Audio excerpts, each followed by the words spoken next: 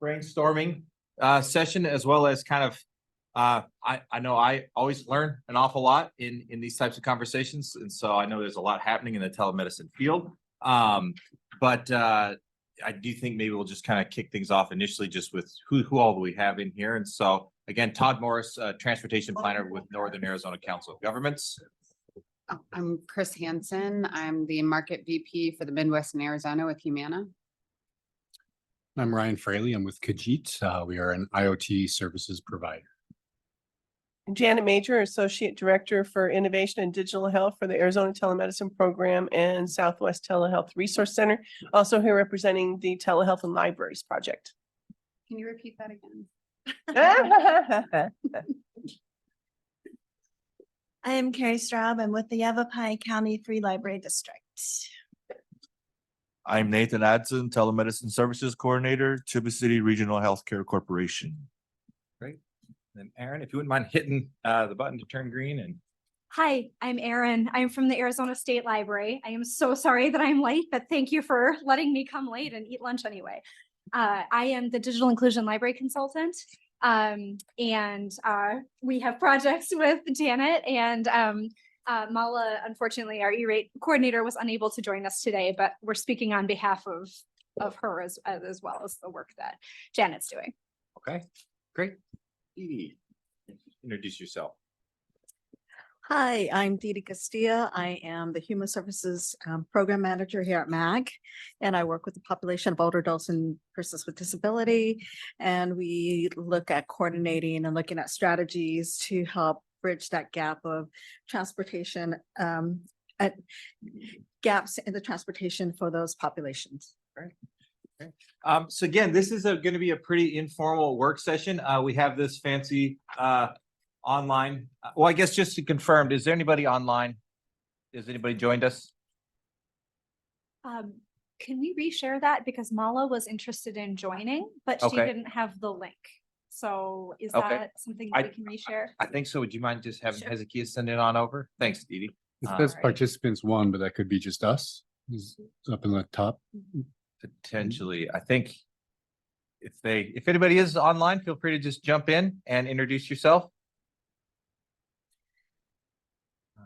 Anyway, so pretty informal hour here, but I think that we have some kind of guided questions that we could work through, or also just kind of setting the stage. I guess one of the things that I'm curious from the kind of telemed, there's these initiatives that are already taking place. Like, where are like the biggest gaps? Like, what are the biggest kind of needs that are out there that maybe that's an interesting way to start from, trying to address some of those? Because I know that there's a lot of initiatives already taking place that I think that my mind finding ways to just bolster those and expand those. But what are some of the biggest kind of hits or challenges that you guys are faced right now from this front? Well, I mean, Arizona alone ranks number 9 nationally for HPSAs or health plan shortage. I mean, health provider shortage areas. There's PCPs are in great need. I mean, in my opinion, across the board, especially as we move up north, not just up north, but in some of the underserved areas, even outside of Phoenix. Behavioral health clinicians are always, a huge shortage, as well as dental.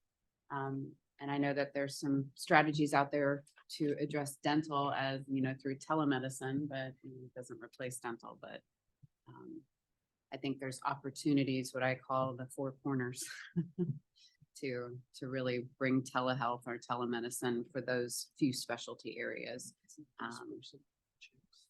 There's also, I think specialists are in great need too, but if we could somehow address the PCP component and behavioral component successfully in some of these areas, and partnering with some of the organizations, I believe we're heading in the right direction. So is specialist the 4th corner there?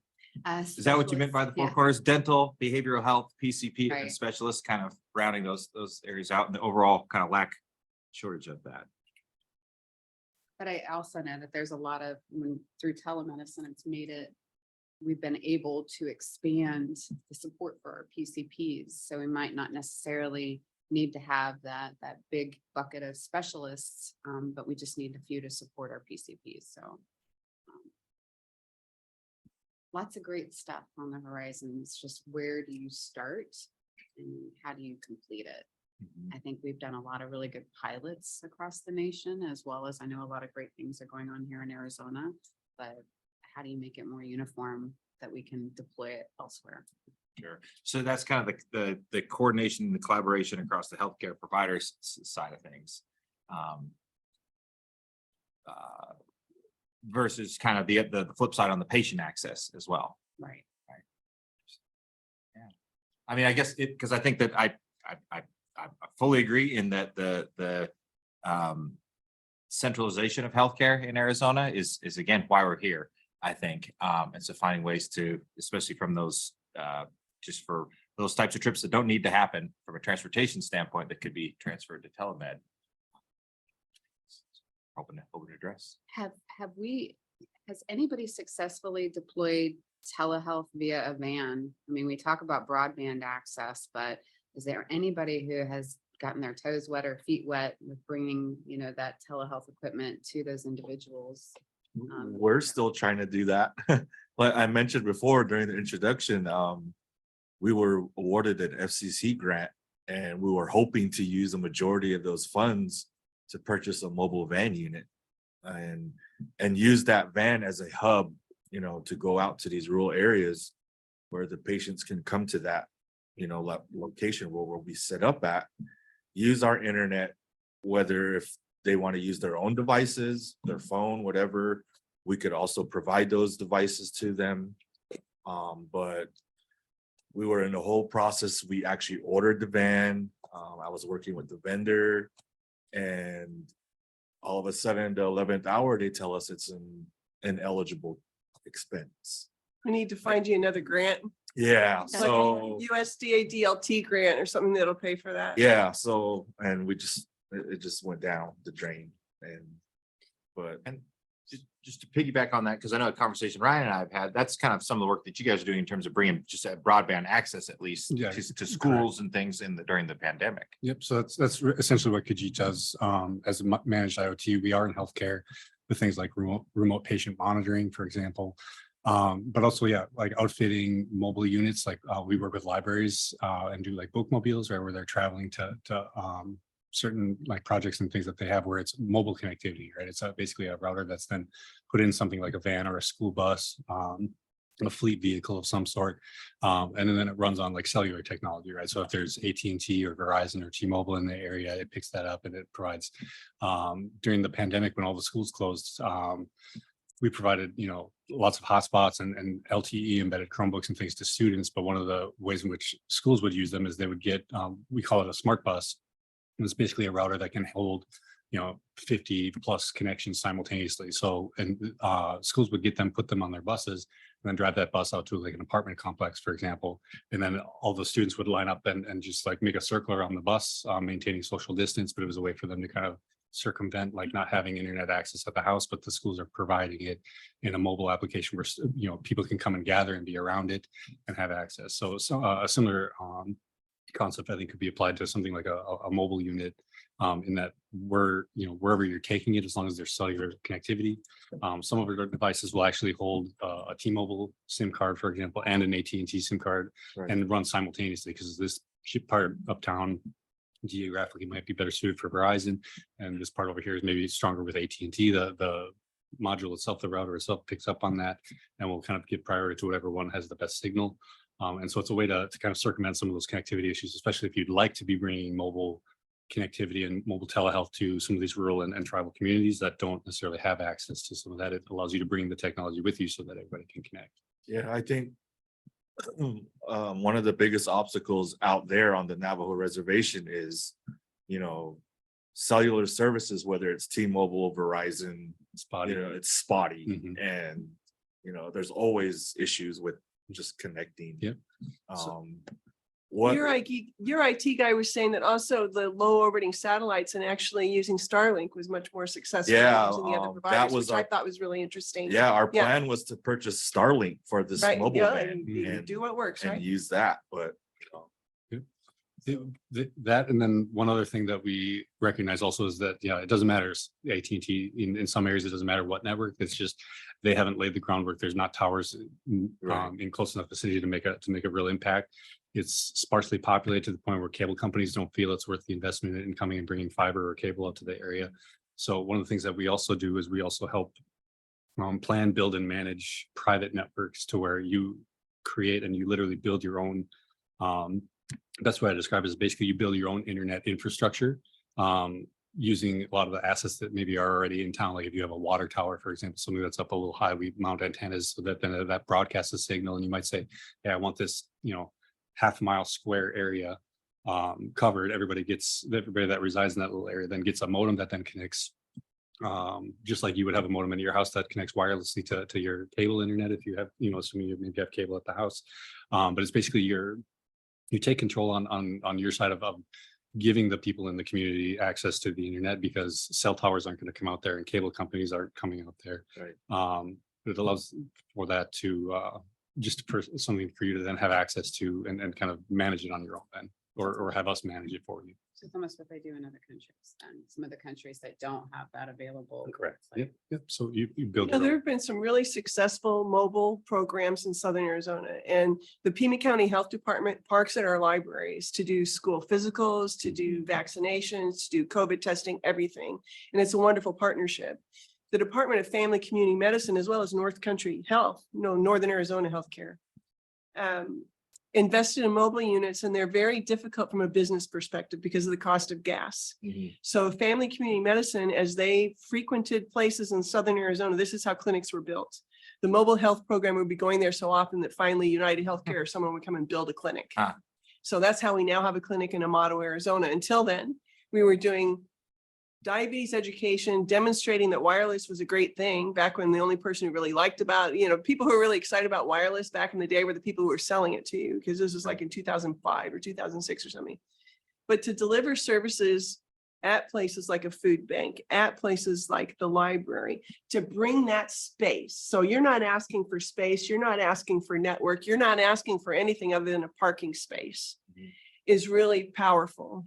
And to pay for those types of resources becomes very challenging and expensive. Well, there's all these crazy grants right now, right? So Pima County is getting paid to do outreach, and they want to go park someplace because they've got the money in their grant.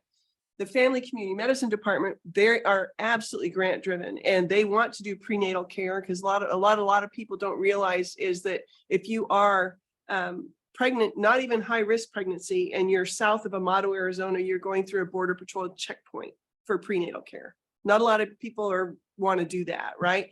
So they can still, through their grant, since it's paying for care, they can deliver those services south of Amato. They can go all the way to Mexico to deliver those services, but there's no billing involved whatsoever. So for telehealth services to be billable is what makes them successful. The thing that's the challenge, the technology is the easy piece, seriously. The challenge is integrating in a way that you resolve all of the communications we've already identified. You deliver services in a way that is billable. So in Cells, Arizona, which is an IHS facility, their clinical case workflow is such that if a primary care provider wants to refer someone for behavioral health, they basically write that prescription, make that recommendation to their patient. They're referred to the social worker.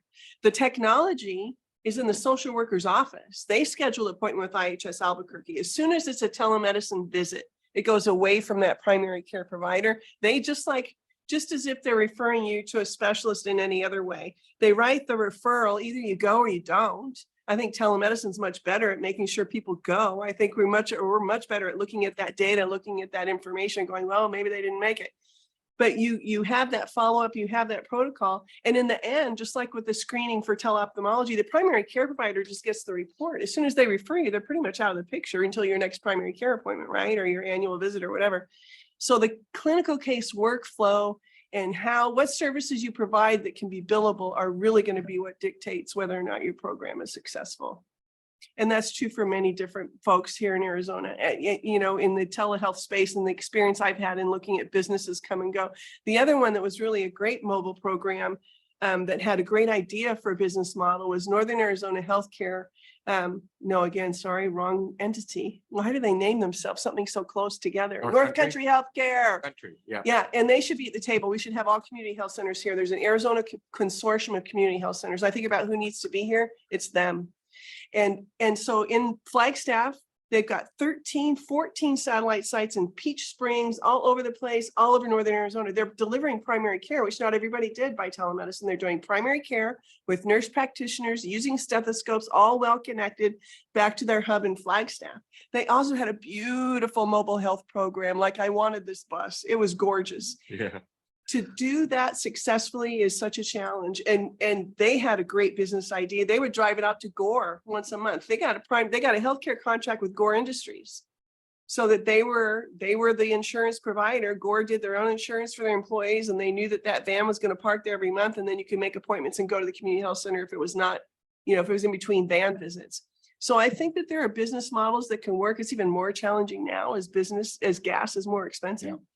But it's definitely a good tool in the toolbox. It's a great solution. And it's a great way to continue that idea up in that whole Tuba City area where you have all the different chapters and you have people traveling, putting gas in the truck to do something that they shouldn't have to travel 30 miles to do. Sure. That's what you want to eliminate, right? So Yes. to have that communication link when that van is out in the field with when are you coming back and what can you bring with you, as well as Hold on. making What do you sure. mean by that? Sorry. What do you mean by that? So the example of the chapter house, where if we have a primary care provider at the Tuba City Regional Medical Center and they're video conferencing, let's say to the mobile unit out at one of the chapters, they're talking to a patient while they're looking at the electronic medical record and saying, oh, I see we haven't checked your hearing for 2 years. The next time you come to town, you need to come get your hearing checked. Why don't we make your appointment right now? It's all about that efficient connection. To talk to somebody at a distance while you're looking at their EMR, that's how you really are efficient. And it means having that router up on top of the bus or whatever. And it doesn't matter who provides that. The reason that school, another aspect of that I think is important to recognize as well, is school nurses, because oftentimes that's the local library, is the school library. In a motto, it is. We delivered health, diabetes education to the school library. We also did screening for asthma screening. Again, it was a grant project, but here's the deal. For a pediatric pulmonologist, so what are there, 2 of them in all of Arizona? This guy could stay at his desk and he would send his nurses out with a laptop, with a hotspot, with an echo cancellation microphone, with a camera, with that electronic stethoscope. So rather than the pediatric pulmonologist driving all over Southern Arizona, the nurse drove all over Southern Arizona. And when she went to the nurse's office again, she didn't have to ask for network, for a password, for nothing. She had everything with her. So I'm just kind of curious on this topic on the mobile. How does that align with what the kind of footprint that there's already work being established with the libraries, having the library setting them up as a telemedicine hub? I guess is there work at all, or has there been conversations around having that traveling nurse set up at the library versus needing the mobile van? Of course, there was a national award-winning project in 2013 in Pima County Library again. They had a public health nurse on their staff 2 days a week. And that public health nurse would walk around with their stethoscope around their neck. So people who don't have a patient medical home, often the library is their patient medical home. So for the librarian to be able to say, there's a nurse here that can work with you and help you find the information you're looking for. Because librarians, again, they're managing the resource. They're not healthcare providers. They're not in tune necessarily with all of the nuances with delivering healthcare. So there are libraries nationally. Mala and I have been networking with 19 different states and what they're doing in their libraries. And it's very different across the board. Their resources are different. Their funding is different. In Arizona, the libraries, they're all state libraries, but the services they deliver depends upon what technology they have, what their local resources are. There are some libraries, I'm sure, that the community health center is all on board and directly involved. And that's our next step here. We really want to be sure that as we deploy these technologies, we want to let people know it's there and it's available. A primary care provider can say to a patient, gosh, you would really benefit from a breast cancer in Spanish support group. Do you have an iPad? No. Well, go to the library and you can check one out and you can participate in the support group. Or a primary care provider at any community health center where they know their library is telehealth enabled could say, gee, I really want you to take your blood pressure once a day for the next week and write down what it is. Only some patients can do that. You couldn't do it with everybody, but I would love to see, like in Delaware, for instance, and it's a state that's this big, right? Delaware is this big. Every library is telehealth enabled. Wouldn't that be cool? On that point, real quick, the map that you had, I'm sorry, the taps, because that does have all the libraries on a map of Arizona, right? No, that's Arizona Commerce Authority homepage, Arizona Commerce Authority. And when you say electric stethoscope, you're meaning like the vital, the Title Care type equipment where they can like look at the throat, they can actually look at the ears. They have like that hearing technology now that's remote, that you can do a hearing test remote. Well, you know, Title Care is an interesting thing because it's a device that does a lot of things and not just heart sounds, Mhm. but their business model is absolutely not equitable with this type of work. To subscribe to Title Care, you have to subscribe to their providers. Well, you know, libraries aren't into contractual relationships with providers or with the data management piece of it. They really worked hard. Ken Zambos, who worked really hard with this in the Pima County libraries, met quite a bit with the echo stethoscope people to be sure that, you know, that data is wiped every night. The library does not want patient data on their network at any time. Well, I think that there's, when you say partner with providers, a lot of the health plans are actually deploying that technology too. And they're partnering with various organizations. So maybe there's opportunity there. It's not necessarily that you need to partner with the provider. It could be, unless you mean the health plan as a provider too, which is very far from that. Well, and community health centers would love to manage technology too. They would love to be able, your primary care provider could say, when you check out at the front desk, make sure you pick up a blood pressure cuff. You know, to manage those devices, it's all about really empowering people to take charge of their own health. So is this the hospital map or the libraries? No, those are the libraries. This is the libraries, just because I do think that, you know, when I think about existing infrastructure and existing things that are out there, I mean, boy, this is. It's a powerful map. And I would love to say, you know, click on broadband. Now, Erin's website, connectarizona.com, you can go and say, find me free internet, and there's a link. Yes, there's, if you're interested, you can open a new tab. Connect Arizona. And There's a hyphen in there. there is, but if you type it into Google, it'll come. Oh, right. Google loves it. Yeah, it's that top one there. So we have the free Wi-Fi map, lists all of the places that people can access Wi-Fi, of course. But we also have, if you scroll, you can zoom in. Those are all schools, libraries, and others like businesses and things like that that are offering free Wi-Fi. And this is a dynamic map that people are still sending us information on updating. So it does stay current. It's a valuable map. And the other spot on here, if you click under directory up at the top, many of our libraries are listed here as well. It's a kind of a dual-edged sword, but this is the entire digital inclusion directory for the state. So you can search by type of, oh, I just realized I turned myself off. Here we go. You can search by type of resource if you scroll down a little bit, or just browse through. So it's a similar map to what's on the ACA website, but it also lists then what resources that location hosts. And so, you know, Specific library. correct. And so, you know, right now it's populated with things like computer classes and various things like that, but it could be a spot to list telehealth Health services. services. Exactly. There's so many organizations are doing such great things, and a lot of them again are doing things around telemedicine, telehealth. How do you connect it all to get the best information out there? And how do you get that information out to certain segments of the population to make sure they're aware? Because I think that's the major, there's just so much. We have, as a telehealth resource center, we've been developing a lot of contacts throughout the years and serving as a resource center, but we serve the 5 Western states. Now that's come in handy because the Four Corners area, you're looking at 4 different states' laws. You're looking at a lot of complicating issues because it isn't just Arizona. My God, there's daylight savings time up Right. there. So, but you're right. How to communicate and best manage those resources. And right now, the National Consortium of Telehealth Resource Centers, the people in Utah who developed that map, and the state of Utah had a telehealth network and an education network, and they combined those two.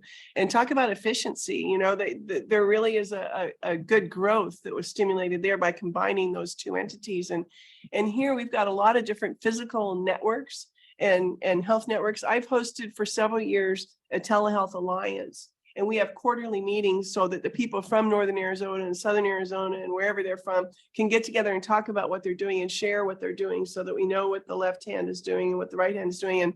And same thing with the community health centers. They've really been going gangbusters with getting people connected to the Affordable Connectivity Program, because community health centers, their intake form includes, you know, are you qualified for food benefits? Are you qualified for Lifeline? Well, now the Affordability Connectivity Program is just on that list of all of the things that they go through with that patient, and then follow up by getting them connected to applying for that, which they can even schedule an appointment with a digital navigator to help scan documents and apply for those things. So I think that we've gotten a lot better as far as that communication goes. And right now for me, along with that national consortium, I have, and I've been working with Aaron on this as well. You know, we've got digital health navigator resources as well now. People who know about getting people connected to insurance. This big transition from access has been critical because a lot of people are losing their insurance and they don't know if they necessarily lost it or what they need to do to re-up for it. So to teach people digital health navigator skills, I've started a corner of our website where I'm just dumping stuff for now, I have to confess. But nationally, we want to put together all of those resources that would include, here's information about blood pressure. Here's the link to the American Heart Association, who bought blood pressure cuffs now for all of the libraries in Pima County. So there's like 22 libraries now that will all have blood pressure cuffs, which is a great start, right? To be able to say that you can do that. And I'm very excited about Tuba City being the next site for having this package, because we really do want to send teams of interprofessional students out into the communities. And the way we rolled out the technology for both Arivaca and Ajo, was to invite all of their existing local community resources. So it was Pima County One Stop. Do they have that in other counties?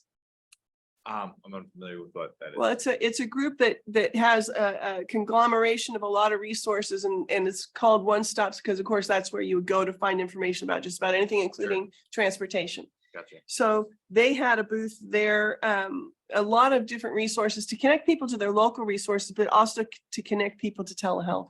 And the fact that, you know, to let them know that this equipment exists in their library, in their local library.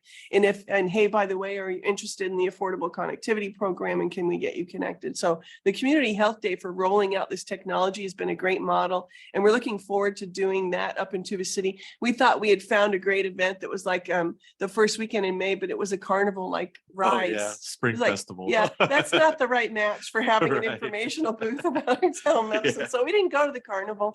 But we're looking forward to working with the librarian, as well as that's managed by the Coconino County Library out of Flagstaff.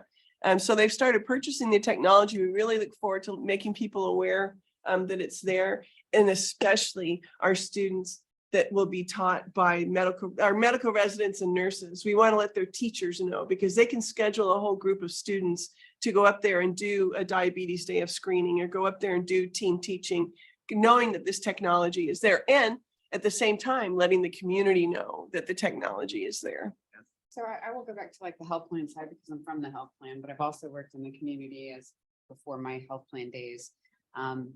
Again, connecting everything.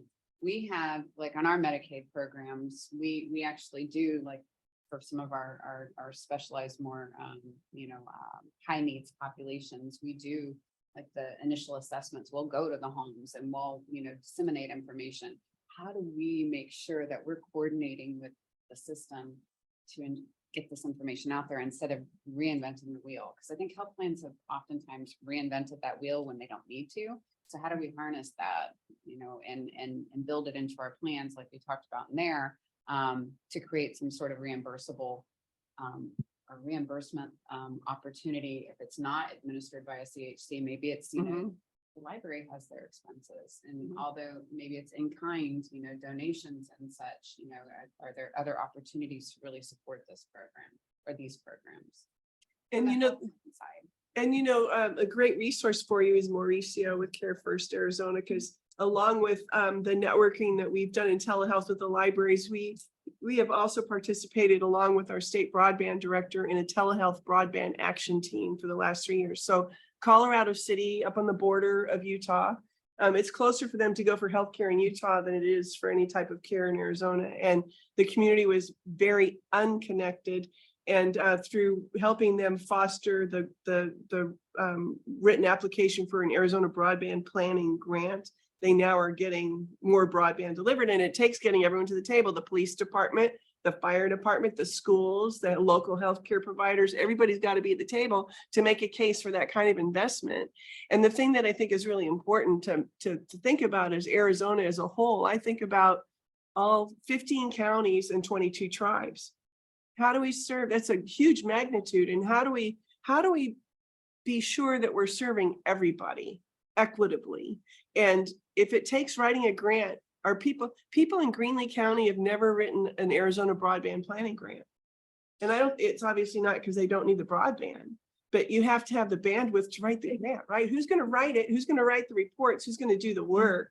So I think that, to be fair and equitable, if we zoom out and look at Arizona as a whole and how we would proceed as a group on solving some of these problems, it really needs to be every county and healthcare providers and community health centers and all the stakeholders at the table, if we really want to get the job Because I done. guess, am I hearing that, what took place in Pima County is absolutely something that can be replicated, and it's the community buy-in at the county level to be able to organize that, and sounds like Coconino County in partnerships with Tuba City is kind of the next iteration of that. Mhm. And so you guys are kind of starting to make your way sort of around the state on, you'll work with who's willing to work with you. Right. Well, and we really don't want to do our program, the Arizona Telemedicine program provides quarterly training in telemedicine. We've been doing that for a long time, and we're going to do some targeted outreach to Graham and Greenlee County.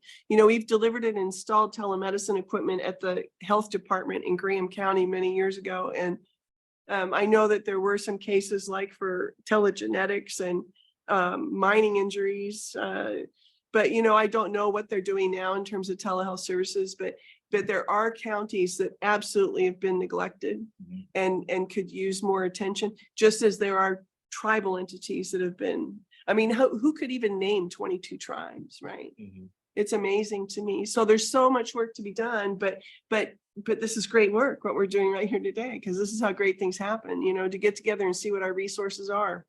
I think what you mentioned, about the grant opportunity disappearing, I think in certain areas, yes, gas may be a concern, but, depending on the geography, I think it makes sense to still, pursue a mobile type service versus, looking, I think it has to be deployed in various places, not just the library. Right. There's That's library, and the map of the libraries is huge. Just to you, but real quick, I just thinking, hey, yeah, there seems to be libraries everywhere, but still look at this. Yeah, Right. This is exactly. Right. This is a 2-hour drive, Yeah. Right. I've even looked at, there's Dollar General that's up in, there's one little Dollar General compared to And having that's any the Walmart, grocery store in some towns. Right. It's so So can sad. you bring something over there, and I know that Dollar General is looking at doing partnerships right now in Tennessee with a company called DocGo, but I don't think Oh, that that's interesting. necessarily the solution. I think because you need to have somebody from the community or like the community providing those services, especially in the rural landscape.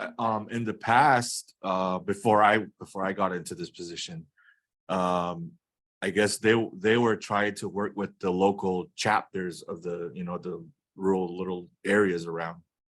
And I think one of the main problems was they didn't have anyone from our corporation that was, there to supervise the equipment, check it out, whatever, on a daily basis. So they ran into the problem of these chapter houses didn't want that responsibility, Right. of, handling the technology, doing whatever they needed to do to, give that technology out to the people, the patients. And I was like, why didn't we have somebody that could do that? How come we couldn't find the resources where we could hire somebody Right. to be at these locations, to get these services out to them? Well, that's I think- actually an interesting but point to be made for the digital navigator, the digital health navigator. There could be a network of those folks who can be embedded in areas, and then there's potentially no cost to, to supply that. And going back a few steps to the buy-in from a funding perspective with the libraries, we at the state library do subgrants through the LSTA program that will pay for the materials. So it could just be a confluence of all of these, different things. I know Yeah, in Navajo County, they're doing, they were the recipient of a ACP outreach grant, and they're hiring and also creating a contingent of volunteer navigators, digital navigators for ACP enrollments. But there's a potential cross there to Mhm. Janet's point. And so if it's a person in a space available, right? Right. Like that could answer part of that question. If you have the person, it could be a partnership that way Yeah. as well. So I think that's why, currently I guess what's working for us is the actual mobile units. Mhm. Mhm. And so because they didn't want to, deal with the chapters and, that kind of political side of things. And so we have 2 mobile units out of our community health services where they go out and, provide, mental health, just, checkups and stuff like that. So, but we want to be able to provide more services.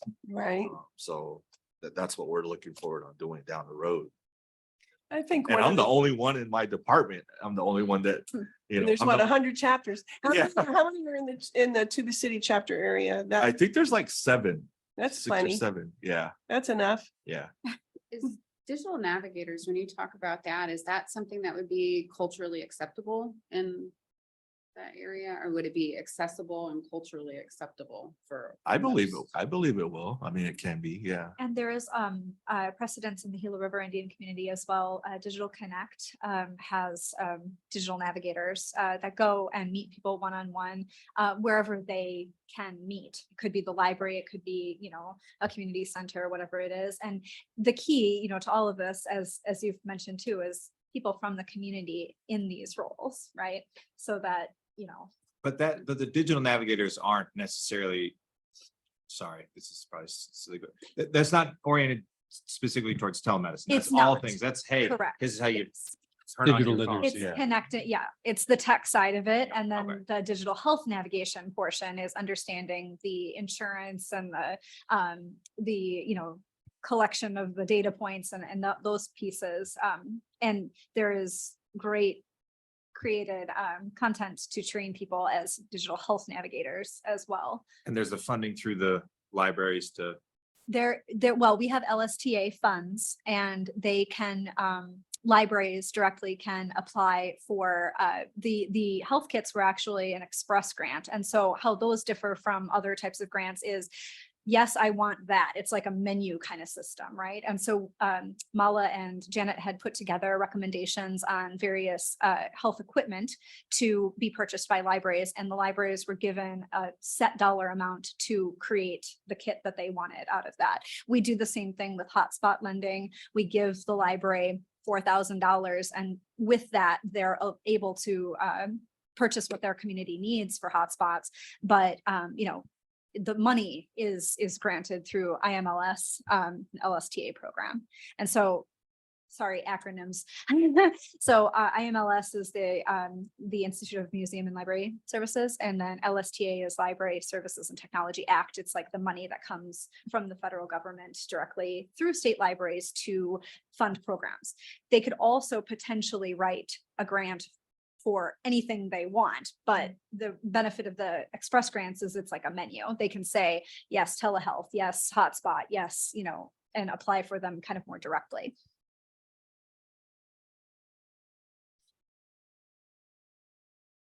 I guess I just keep thinking about from a transportation perspective, some of our transportation services. I think we heard from some of them earlier today, and I mean, they're already kind of fitting this role of being some of these at least some of the digital navigators, and even Verde Valley Caregivers, I think mentioned they're expanding that to being the digital health navigators.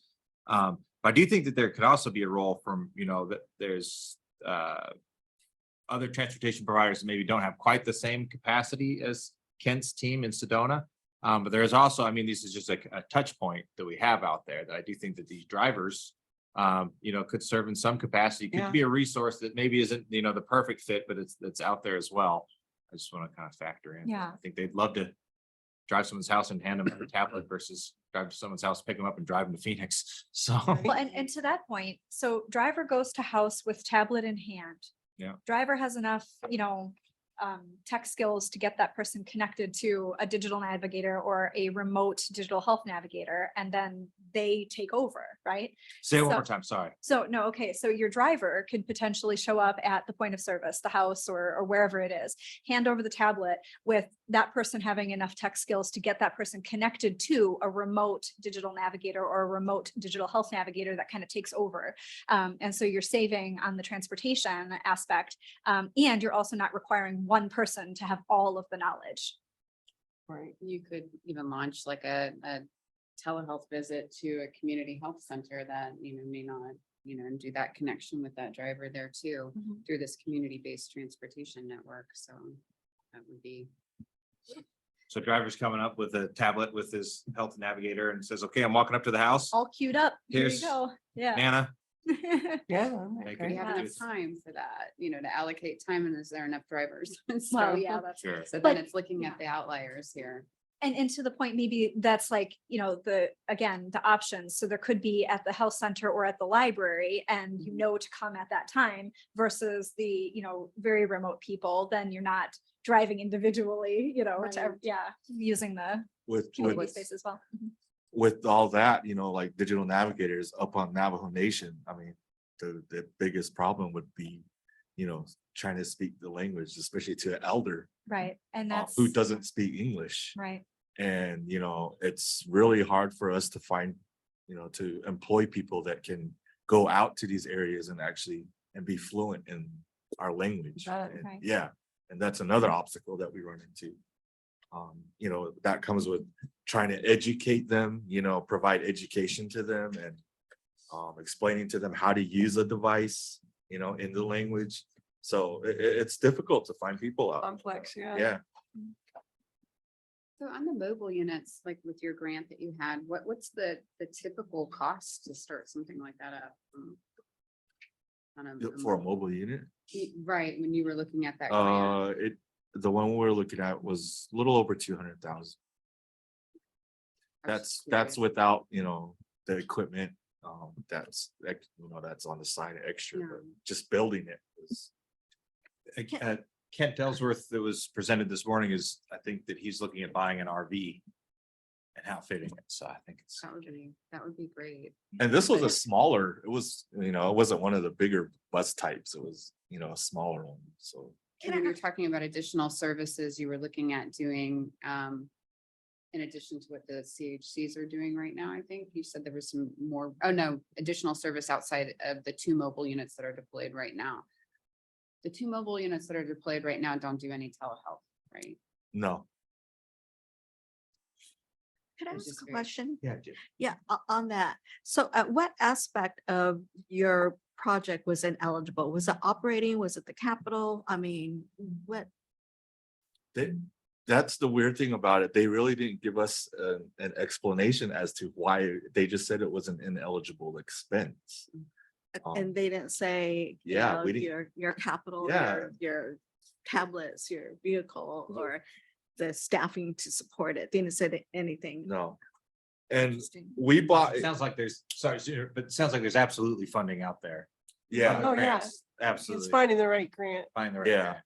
yeah, it was really difficult to work. Oh, that'd be heartbreaking. It's hard. So our, It's not easy to write a damn yeah, our grant. grants department, like, okay, we're not going after any FCC grants anymore. So, Uh, but I mean, we did get equipment, we were reimbursed for some equipment that we ordered, but So for the digital navigator funding source, that can pay for staff, that pays for the body itself. So the LSTA funding that I was mentioning is materials. We Materials. usually look at staffing costs as in kind as part of the grant application. And so, someone could apply for a $4,000 hotspot grant, let's say, and in their budget line, it would say something along the line of, well, it's X number of hours of staff time, and that's what this costs to us, Sure. So the one that I mentioned in Navajo County was the ACP outreach grant. And so that wasn't through us. That was a national. Did that pay for staff time? It is, yes. They are hiring, I want to say it's 2 kind of like navigator point people. And then those people are putting together a contingent of volunteer navigators who will all get trained up, become Volunteers. comfortable with the technology. And, you know, I know in Navajo County, the biggest issue, I spoke with the library director up there about this grant, and they're doing the whole project themselves. It's not the county, it's the libraries. And they, you know, they spoke a lot to the idea of adoption and understanding, you know, how this is going to benefit, because there are many people that they serve that are just not touching tech because they're scared of it, right? And so it's a huge education piece for them, not just getting them signed up for ACP, but also becoming more comfortable with the tech and understanding how it can benefit their lives. So they're kind of approaching it from the navigator perspective because of that. So then they can teach the digital skills and all of that, as well as getting people signed up for ACP. So the in-kind, I know we deployed a project years ago, not in the health plan side, but as a health system back in Louisiana. And we actually brought in a lot of high schoolers to help out with that. And this was just the basic cell phones years ago. So I love that. My one thing from the library perspective is the kids of today, they know how to use this. They don't know how to use a desktop computer, you know, and all the applications, you know, so like it's kind of a double-edged thing, right? Like you could have the perfect team that would be able to navigate all of that, but there's definitely a limit to some of these kids. I mean, I have a rising 6th grader who doesn't know how to use real tech because they've never had it, you know, they've only ever had but to your point, yes, it's a really great way. It was to a different connect. time. Yeah. And it was mainly just navigating the internet. Right. Internet and, you know, directories and things like that. I but do love the that's- multi-generational aspect though, because those are often people that you know, the older generation they know them too, right? It's not just some random person coming in and It's like my daughter helping my mom. right, exactly. But a great point, you know, not everyone sees value in having access to the internet. I Right. think that's an unfair assumption. That's right. And I think it is important to show people what they get if they have the internet. You know, you can sell your artwork on Etsy, you can have access to healthcare. It's the big picture, you know. And if you got, I think that the one big, and I gotta say it, I can't believe I'm gonna say it, the big silver lining in the cloud of the pandemic has been that all of a sudden it's, you know, telehealth has always been about technology and telecommunications connectivity. Well, now if you have those two things, you have access to healthcare. And it's been the biggest boom for telemedicine ever, because it's, you know, people now get it. They absolutely get it. And it's a great time to be having these conversations. And, you know, just to the point too about adoption and understanding all of these skills that come along with having the access, you know, we're in a building that shares space with Arizona at Work, right? So I know that the Office of Economic Opportunity here in the state has put together a platform called the Arizona Career Readiness Certificate, which teaches digital skills in the online, you know, work environment. Right. It was created as a pandemic response when folks were having to get back to work and they had to all of a sudden do that on a computer, and they had never done that before. Right. And so the certificate program teaches workplace norms. It teaches tech at, you know, different levels, things like that. Then Arizona at Work actually has listed the ACRC certification as like a preferred qualification for job seekers going through their program. So, I mean, you know, it can be inserted in all of these different levels, right? And the basic digital literacy that comes along with all of that, the platforms are there, right? And, you know, to the point of the library's role in all of this, we've been teaching classes on computer use and all of that forever, right? And so, you know, not to say that the library is the only place where these things come together, but it's a space where the community is already looking for all of those different parts. And So if I'm trying to briefly summarize what I'm hearing, which is a lot, but there's absolutely, you know, obviously when there's existing infrastructure, how do we maximize that? Drawing kind of as many resources and kind of outfitting these libraries to the greatest extent possible as being telemedicine hubs is absolutely, seems like there's already kind of work being done in that space, but more supports could always be directed in that way. It also seems like, well, there's an awful lot of gaps that we're seeing here where these libraries are not. Maybe is that the role for the potential, these mobile units, these mobile vans, mobile, what am I trying to say? Mobile health.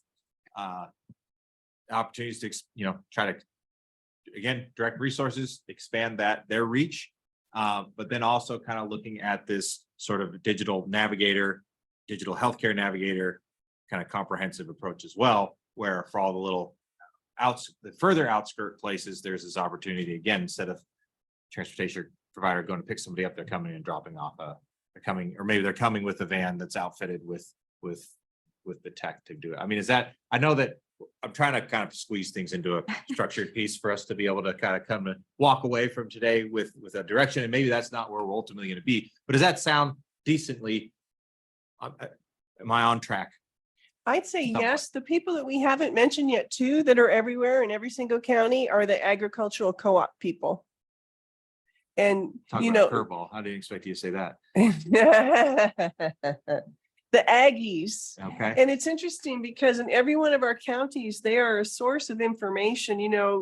I learned so much about Yuma. We grow the lettuce for like 90% of the country or something. And these guys go out in the field and they weren't connected to the internet. They did a lot of lobbying, again, with all those stakeholders at the table in Yuma, the Aggies, the Army, the hospital, the libraries, everybody said we need more bandwidth. So these guys could go out in the field and access their network and data input from the field. So in every county in Arizona, these people are the local resource for the farmers, for the ranchers, for everybody. And there's one in every county. Mhm. So I wonder where they are on the map. There isn't a layer for them. Say the name again. I'm sorry. It's Agricultural Cooperative Extension.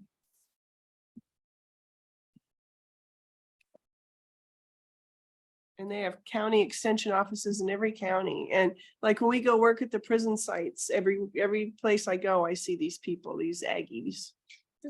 Pinnacle work with them? Who? Pinnacle, have you heard of Pinnacle? Mm-mm. They're also, I believe, Pinnacle? doing a lot with that agricultural. I know they have a website. I'm going to add that to my list of websites that I'm going to send you. Great. Also, That's really interesting that you said that. I was at a transportation conference a couple of years ago, and there was somebody in that field that was there, and he was saying that they have a small portion of funding, federal funding for transportation, How? and I've never, Hmm. even considered that. I'm not quite sure, what the eligible activities are for that, but he said, he was there because they have a portion of funding dedicated to transportation in the agricultural field. Now they're based at the University of Arizona, although they're statewide, as I said. And when we very first started planning our network and got our first funding for telemedicine, we were thinking and met with them quite a bit about partnering, because they were doing things like designing the community of the future at Picacho. They're brainstorming ways that you could build a connected community. And this was like, 25 years ago. And we spent a lot of time talking about, wouldn't it be great if we were partners? And then in the end, they're like, oh, you guys aren't going to be good partners because medicine is always going to trump us Aggies. And, we were talking about sharing a T1 line. Back then, it was like a T1 line to everywhere was like the only option. Sure. And to share a T1 line, well, then who gets the priority when it comes right down to it? Well, medicine trumps cotton. Sure. But So They're I'm nice curious from a pairs. healthcare plan side of things, is there roles that you're seeing? I mean, in terms of kind of general conversation, fits or how would we want to continue to? I see a lot of areas from the Yeah. health plan side. We have community reinvestment dollars that we should really be targeting to, to really strategize around those things that are going to be most impactful. So is it transportation? Yes, nationally, it's an issue. So should we be aiming to reinvest our dollars more in the transportation area? Or maybe the next year we should be looking at something else that's, not moving the needle. So I see some opportunities there.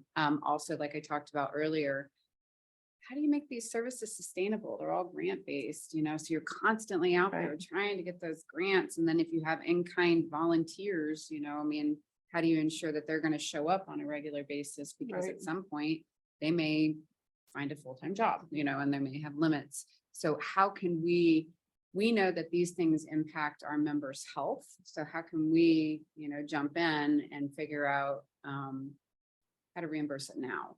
Because there are avenues to do that. We've done a lot of creative things. And luckily, a lot of the states have allowed us to do some very creative things with the dollars that we have, that we get paid and reimbursed for in our quality portion of our formula, our MLR that we submit on an annual basis. I just want to make a comment and, coming off of what you said before I lose it. I was actually going for the task force, but I'm like, wait a minute, this sounds a lot of like what can kind of overflow into the task force. What I really enjoyed about this conversation is this realistic discussion. I mean, we're talking about telemedicine, but here's a prime example of somebody who thought they lined up funding and yet there's barriers. What I really liked about this conversation is a realistic talk. The realist, being real, putting it out there. They're never going to put in towers in the middle of, you originally come from Second Mesa, and there's like 50 miles, you have to go around to get to, someplace. I mean, No one's ever going to make money putting up towers in Second Exactly. Mesa, and it's a shame. Exactly. It's that realistic talk, and how do we look around it? What kind of best practices or what things can we draw from your experience? And I'm sorry to keep pointing to you, but it just really gets to me that you almost there and there's so many barriers.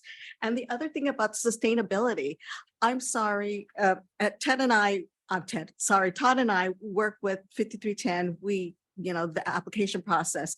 We have, that's one of the questions that we ask our nonprofit providers, how are you going to sustain this? And Right. realistically, they're saying, oh, we have, fundraisers, we have other grant funding, it's other federal grants. Realistically, how are we really going to sustain this? I'm like, these are questions that we really need to talk, or on our side, we really need to take into account when we're trying to help these nonprofit organizations. I put that on us. I think we really need to look at this and see what is realistic and to get these programs going. So thank you for saying that, and thank you for your honest, responses. And, thank you for the resources that are out there. Yeah. The question that you said, how are we pulling all of this together? How are we kind of gathering up all this information? I see that has our next steps. Hi, Todd. I just want to point out that it's 1 p.m. Okay, perfect. That's That's a wrap. Sounds Thanks like for it- the summary. sounds like he's my conscience or something, like, did you guys hear that too? I also Okay. want to add on the health plan side too. So we have those dollars that come from the state, or they come from the feds if we have Medicare programs. But also plans have foundations. And they Oh, have- yeah. That's They have a wealth of funds that are available that are not common knowledge, that you can submit an application. So yes, again, it's a grant-based opportunity, but it's not that 100-page, grant that you're writing. Mhm. Sometimes Not a it's federal grant. a simple 2-page application. Yeah. So there's other avenues that I think are not being harnessed on the health plan side. that, Yeah. really- Corporation and foundation grants are all about those stories. I used to write them. I think too, the great challenge is very few grants pay for the personnel. Who is going to do the work? You write the grant, who is going to do the work? We could barely write this grant. Who is going to do the work? And even if you do hire someone, they have a job for 1 to 3 years, and people aren't wanting to take those jobs right now. I need to see the light at the end of my tunnel. I need to make an investment in my career. Being paid for 1 year by a grant is making me walk backwards. Well, and So I think staffing is a big challenge. Well, and there again, like transportation, the community-based transportation right now, that's volunteer-based, but plans can actually set up and you can start billing plans for that NEMT Exactly. portion of it Yep, and getting absolutely. reimbursed. And maybe that's only a portion of it and you're still going. But that's great data. That's also great data. So you can actually, yeah, and then, deploying the telehealth visitor, that navigator, maybe it's a value-added benefit that's built in with certain plans that you would get like a lump sum, every month instead of having to do claims-based system, which Right. is difficult for community-based providers. Interesting lump sum. I think that's a huge. Well, great. Well, everyone, you're welcome to hang here until 3 and we can have this conversation again with a new group, but there's also the communication, healthcare communication conversation is happening in the Cottonwood room. And then the healthcare task force is happening in the Choi room. So welcome to hang or travel or whatnot, but this is great. And I'm gonna do my best to, there's a lot of really great input here. I know we didn't come to like a concrete pilot ready to go, but I do think this is really beneficial. So thank you guys and we'll report back here in an hour or so. Thank you. Yeah, see if I can try to organize this into this program now.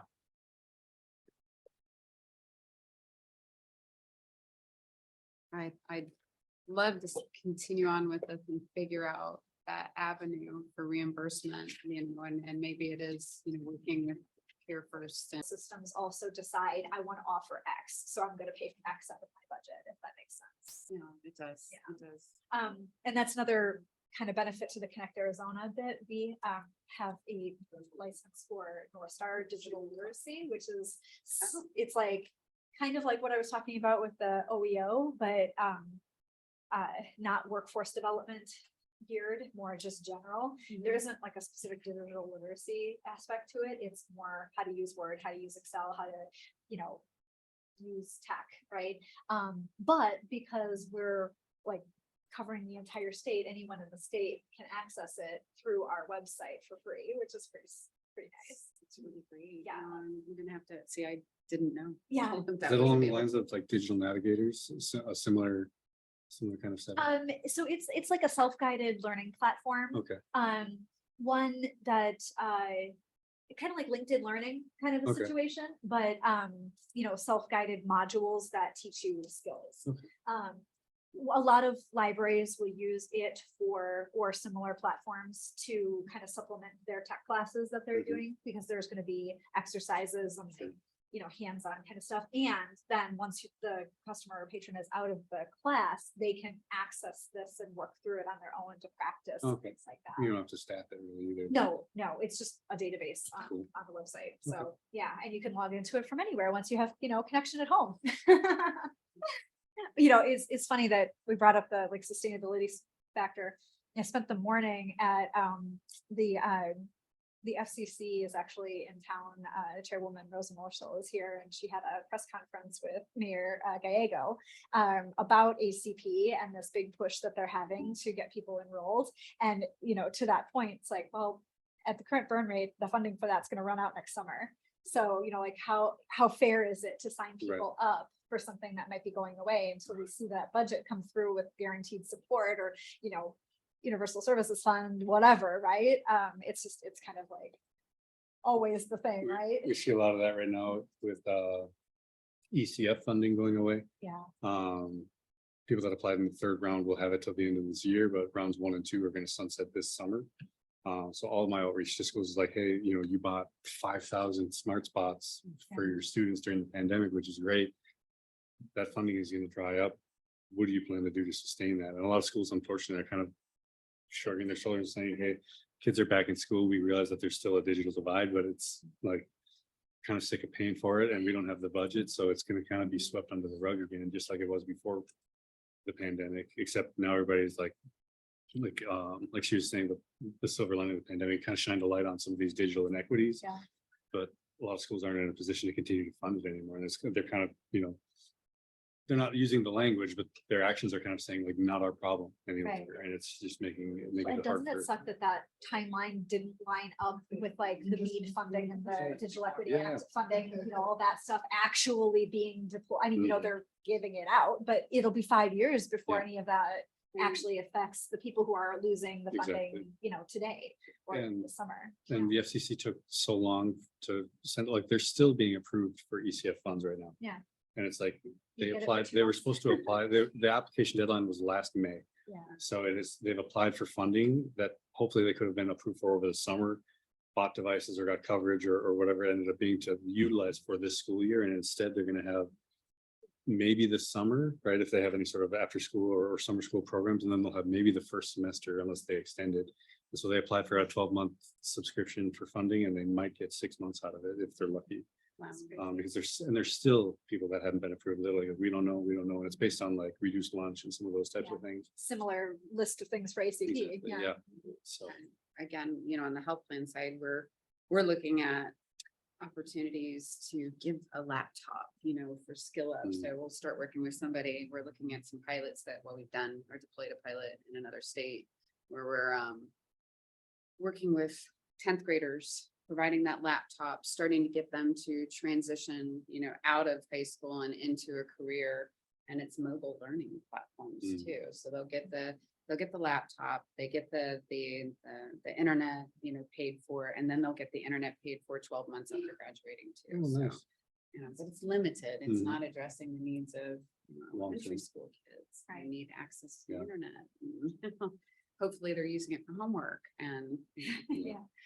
well, Which that's why, but you should, something, you right? should be able to put some sort of like MD, like a mobile device manager on there or something like that. So like stuff that we do because we work in K-12, we put CIPA compliant filtering on there. So it basically the kids can't hop on there and start checking out pornography and going to gambling sites and doing different things like that. They're restricted like on a network level to what they can access. Yeah. So if it's an initiative you guys are thinking about, but you're wondering about, okay, well, what kind of responsibility are we taking for anything that's being viewed or being accessed by the student that shouldn't be? You as the provider, I personally just feel like have a bit of an obligation to make sure that what's being accessed is age appropriate. But there are some things out there that you can do to limit what those people are having access to Yeah.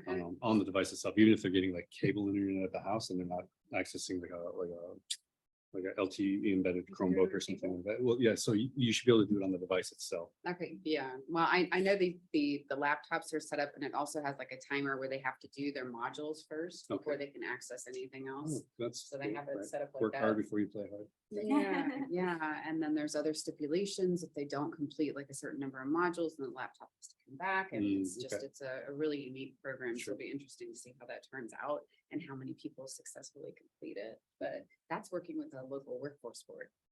So, to transition them into the workforce when they're graduating from high school. That's really cool.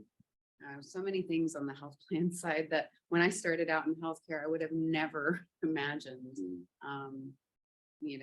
health plans actually helping out my patients or, back then it was patients, and getting so involved in their social needs, but now more and more is kind of leaning on health plans, especially in the Medicaid realm, because more contracts that are coming out from states, they expect more, around the social needs. And which makes Yeah. sense. You don't address the social needs. I was really surprised when they started having those conversations about Z codes, and I'm not from the healthcare background at all, so it was news to me. But to have like codes referenced in medical, not necessarily diagnosis, but like codes about like wellness, overall wellness, like patient appeared dehydrated, so we sent them home with water packs. Or they appeared malnourished, and we sent them home with food packs or something like that, and have that as a not diagnosis is the right word. I'm trying to think of the right word for it, but something that's basically medically recognized as a code that's then billable No, she didn't. for I was things shocked that she are didn't. just for life sustenance, leaned behind with basic necessity. I thought that was interesting because I was envisioning going there and having a code or a designation for, hey, broken finger or eczema or some sort of diabetes, some sort of like ailment as opposed to just like what this person needs to just live on a Yeah, they do. like a Do what do we call it, transportation. right to thrive type of basis. I think there's like only 16. Yeah. It used to be like 3 or Yeah, we have 4. a lot of Oh. people It's grown to like a list of maybe 16. Yeah. But the it might be problem, some of and I those love might be their- Arizona their because vehicles, so Arizona, yeah. at least on the Medicaid side, they've given providers the opportunity to be reimbursed, Mhm. to utilize and promote use of those codes as well as using that closed loop referral system. A lot of other states haven't moved in that direction yet, so it makes it a bit challenging to implement something like that, and ensure consistency of use, but When if they're not getting reimbursed, what's their motivation to utilize them? right, for- why go the extra So- mile and bless you, Jeez. and take on the administrative burden Yeah. outside of doing the right thing. Well, and it's interesting too, because it kind of goes to that whole person, right? Like using different things to identify those needs. Have you heard of the Reach Out and Read program? Yeah. I actually, love Reach Out and Read. That's I like was one of my partnering favorite with things. them What's it called? for Georgia. Reach out what? Sorry? It's called Reach Out and Read. And basically it was, so the person who came up with it, he's, he's a doctor, but he's also a children's librarian just for the fun of it. Sure. He is one of my personal heroes. I'm from Wisconsin originally. And so, he's, anyway, so basically what it is all of the well child visits, birth to age 5, in participating clinics, which is not all of them, the child is given a book. And so they're coming for their well child visit and they're building their home library, but the nurses and the practitioners are actually taught to watch the child interacting with the book as well. And it's a diagnostic tool. Does the child understand text literacy? Do they know that if they flip these pages, this is how a book works? Do they, even at very young ages, you can start to see some of those potential future underlying things start to come out because a kid, should be able to do X by X age and they're not, and it also helps not diagnose, but identify needs of the family. Because if a parent isn't reading with their kid, either because they physically can't, they're not there, they're working, whatever it is, like it helps to see, a different aspect of the development of the child and everything. And it's an amazing program, and any healthcare providing situation can apply to be part of this program. It's down to funding, right? Like you have to have a way to buy those books, but it's such a nifty program, and a lot of the kids who participate in it, and anybody can, right? Like, my kid got them. I can buy her books, but this was just part of the thing. But some of the best stories that you hear coming from that program is that's that kid's only book at home, or the books that they're getting through this program is, that's it. That's their entire collection. Exactly. So, And the developmental milestones, I think, is the big thing. And yes. and where we partnered with 0 to 3 was some huge issues with outcomes were horrible with 0 to 3 population in Georgia. And obviously in a lot of the rural areas. So again, health plans, or we stepped up and we gave a nice sizable partnership donation to Reach Out and Read.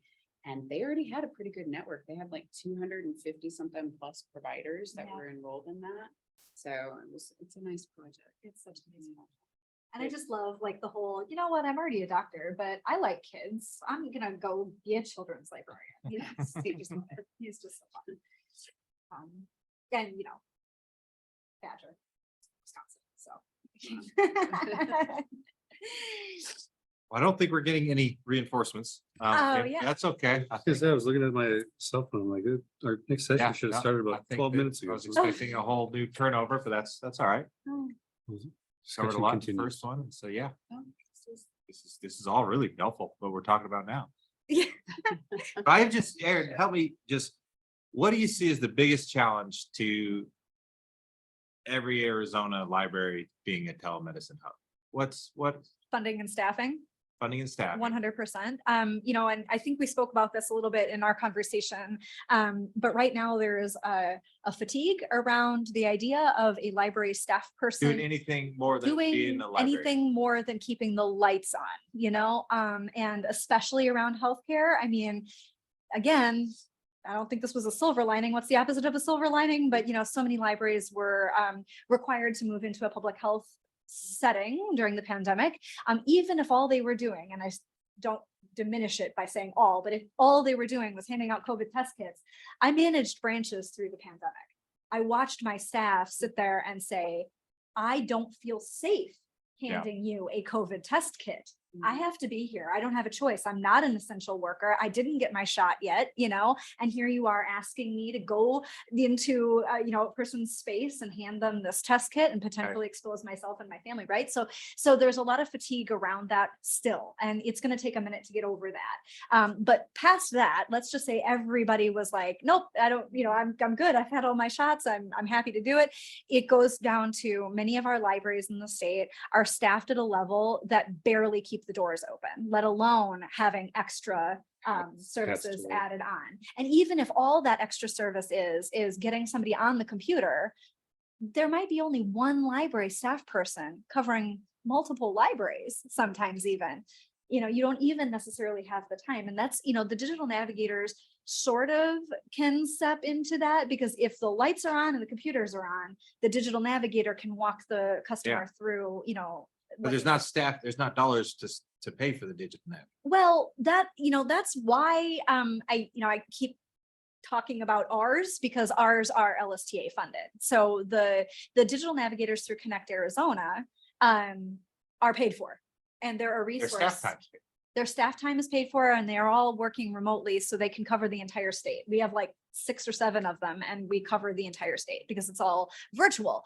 The downside to that, of course, is if you have a person who has very low tech literacy, even just getting into, the resource might be a barrier. You need the in-person Right. And so access to the telemed. correct. And so my ultimate goal to grow that project, and I don't know, maybe I'll get some money thrown at me through this DEA funding or something like that, or apply for it, is to have a contingent of embeddable embeddable digital navigators, maybe by region or whatnot, and then have those partnerships established with the libraries. So if the person, the client calls and says, I need help, tech side of it, or the, the navigation of the resource side, great, no problem. I'll meet you at, the Tuba City Library, right? Next Wednesday at 3 o'clock, and I will help you with that in person. So that's my ultimate, like, pie in the sky version of the digital navigators. Now, the Digital Equity Institute, which is a nonprofit arm of ASU, also has digital navigators. They are part of their tech call center for the community. And right now they're only focused on ACP, but they are also hoping to grow into more of this, whole And those I are like the students. embedded. no, they're not. They're actually, they're employees of the university. They are, yeah. So I like the embedded part. And again, I see a reimbursement pathway there. And I see even if you're just addressing a small portion of the social isolation, and it be a peer service. Right. Is it reimbursable there? Again, just that bucket of money, because it impacts quality. Right. And then you're not leaning on the library to provide the person to help, because Right. coming from, I worked for Maricopa County, and we were flat out told, you can help the person sign on and then you walk away. Like, you don't have time to sit there with somebody for 30 minutes or 2 hours, Yeah. And then in the library, would it be possible, maybe there's, space that can be carved out to have partner with the CHC member or, organization to come in and have somebody come like 3 or 4 days a week? Yes. Or, maybe even house an individual there. And is that what you're saying is the easy part? Is that Well- the easy part, is setting aside the space of the library? Sort of. Some of our spaces are literally half the size of this room, and that's the entire library. Easy is a relative term. Correct, but it's more likely going to be, if the space is open, it's a person dedicated, to the help. One of the things that we offered as an express grant, though, was privacy pods. It's like what you see for nursing mothers and whatnot, but it kind of did that, right? It created a private space that had all of the you could have the technology built in, or it could be just plugs, right, for the stuff that the library is going to be checking out to you anyway. But it created the privacy in a space where not all of our libraries are big enough to have a study room. And even if they have a study room, it might be just like, cubicle walls, right? Like, you don't have the privacy that you might want for a telehealth or a insurance kind of situation. So yes, and I guess, yes, it's in theory easy to say, meet me at the library, as long as the library has the tech, has the broadband, has the person, has the privacy. Yeah. And if you were to start somewhere, where would you start with a more robust embedded navigator, or potentially adding like a pod and Like regionally? Regionally, you So you mean? think? Well, not Maricopa County. We obviously have a lot of spaces in Maricopa County. However, a lot of those little red books there are not large spaces, However, even within Maricopa County, I think, for example, of the Guadalupe branch of the Maricopa County Library District. It's in the Pascoyaki section of Phoenix, and so that. It's a unique situation, right? It's a Maricopa County library, but it's serving, a community that doesn't have a ton of those resources. So a place like that might be a different answer than Phoenix Public Library. Like, we're not going to put one of these in Burton Bar, because they've got a lot of these resources already. potentially, you know. Places outside of Maricopa, because Yeah. Maricopa, although there are still a lot of underserved areas and underserved individuals, you know, The rest of the state is a lot less. yes, I mean, so and I know that, you know, oftentimes people are like, oh, well, you know, there's only 500, you know, out there in that population, but that's 500 who are not served. Correct. Yes. I think, you know, to that point, it would be, in my mind, I think, you know, regionally, like you're based in, let's say, Flagstaff, but you cover wherever you're able to drive to in a day, kind of a situation. And by that, you know, you would need quite a number of them. And, you know, if there's only one in an area, then you have the whole scheduling, you know, thing, but it's better maybe than nothing. It's a start, exactly. And, you know, I'm also looking at this, like, my digital navigator team is paid for through LSTA funding. I'm looking at, you know, potential, like, you know, money coming from the Arizona Commerce Authority for the DEA money, or, you know, applying for a competitive grant or something like that to fund something like this. The state library's budget is LSTA funded. And so we can't look at that as a sustainable thing forever either, you know.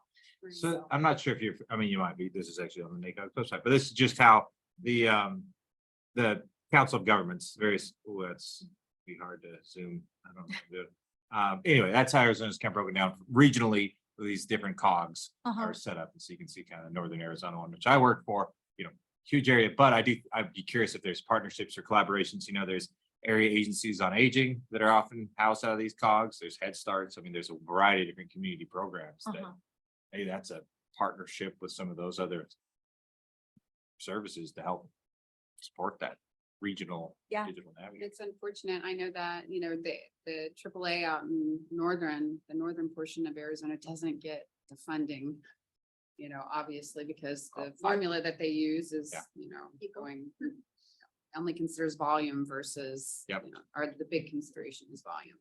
So, but each one does very unique services. So they're not all uniform across the board. So I think some states, the AAAs have really been able to build and, you know, gain some strength. And in other states, there's some areas of opportunity there too. Yeah. It's just some sort of partnership to combine funding pieces. I'm just trying to think of how to, I mean, that regional navigator, I think is such a huge, I mean, does seem to be That would be tactical, practical solution, you know, that could help kind of fit this sort of no wrong door type of avenue. But well, I know from my perspective, having that, especially for the senior populations that we tend to target, at least at Humana, would be huge, because most of our seniors don't know how to use technology. I mean, well, not most, but a good portion of them don't. So if they have that navigator there, then they can be connected to other applications to address their depression, their social isolation, you know, and just even if it's putting those little buttons on your computer, you know, that would be very, very beneficial for all. Yeah. And, you know, to the career development side of things, one of the things that I was always thinking of, I spent some time being a librarian at a career college that was healthcare focused. And, you know, they all have to do their externships and stuff like that. That could be an option to partner with the schools that have healthcare, you know, and let them rotate through, so that you also don't get the fatigue that we see with digital navigators, digital health navigators, librarians, you know, library staff in general, across the board. It's hard to be the social outlet for your community, you know? And so you're also giving them the experience of dealing with a wide variety of customers, you know? Northern Arizona University there, do they have health programs, health services programs outside of nursing? at NAU, I think it is only nursing. But consider remote learners from other universities too. You know, it's not even necessarily limited to Arizona-based university system. Oh, sure. True. Think about that. Having done my entire master's program online.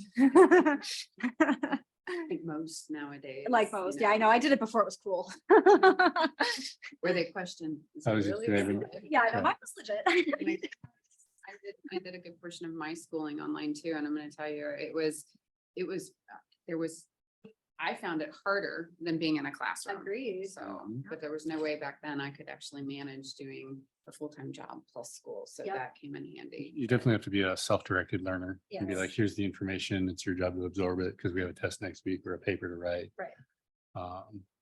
Yeah, absolutely. Well, Versus, we had digital, what did they call us? Actually, I was one. I should know what this is. It was like the student liaison for the distance learner kind of thing. And like our whole point was to have like online happy hours and stuff so that you felt more connected with your classmates that you Sure. miss, you know, when you're not in person. Most ironic part about it was I was working for a university that had a library sciences program at the time. And because I was working there full time, I couldn't take the classes from that university because they happened when I was at work. And so I had to take my program through another university that I wasn't working at that would like, you know. how tragic, because you Yeah. probably could have got like tuition discounts or things for. Funny story. You probably don't actually care about any of this, but I'm gonna tell you anyway. So at the time I was working for, you remember the time in our history where Google was trying to digitize everything? Mhm. I worked for that program. I was the on-campus coordinator for digitizing all of the library books that were on our campus. And so, our tuition reimbursement program was such that you could only get reimbursed up to a certain percentage for, classes that directly related to your job. Oh, And since I wasn't working, you know, at the reference desk or whatever, like I got so little of my money reimbursed. It was ridiculous. But anyway. What was that program with Dollar Generals in Tennessee? What was that? .go, and that's something that I am trying to push my organization to, you know, get in with early with Dollar General.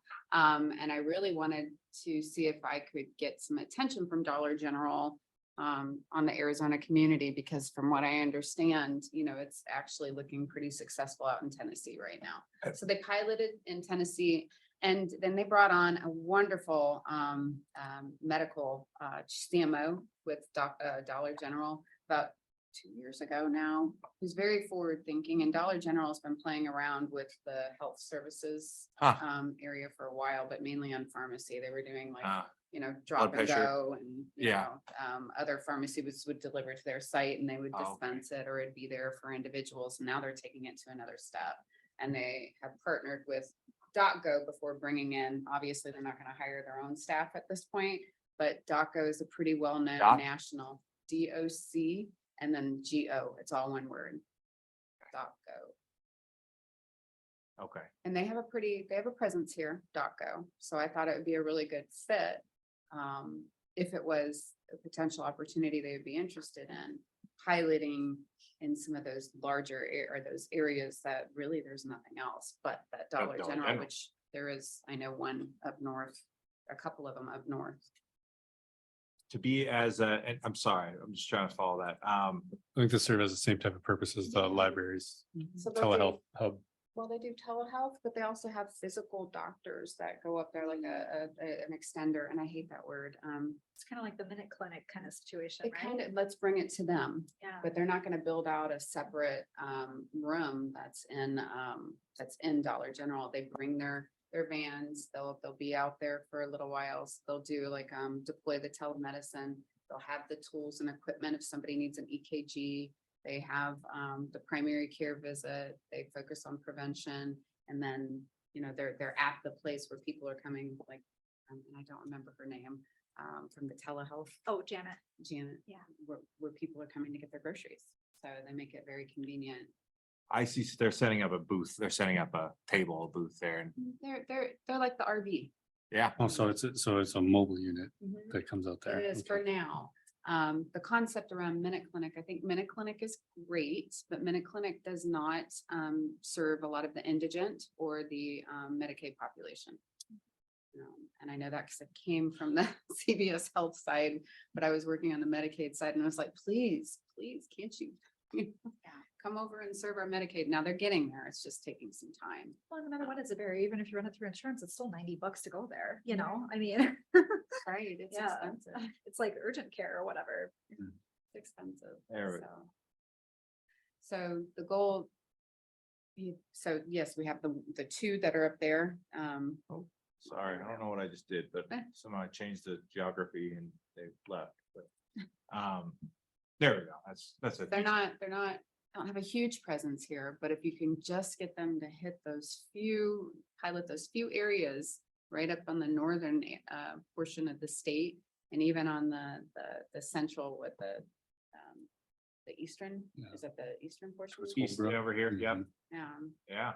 That would be, making that would be, to me, in my eyes, a smaller impact, but it's actually, again, creating access for those individuals. Sure.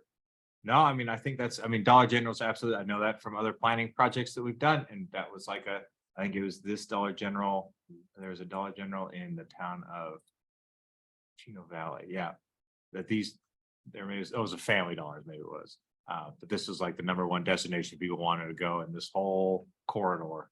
They wanted to go to That's Family interesting. Dollar. I think it's interesting. I wonder what prompted Dollar General to, like, I don't know if it was brought to them as an idea.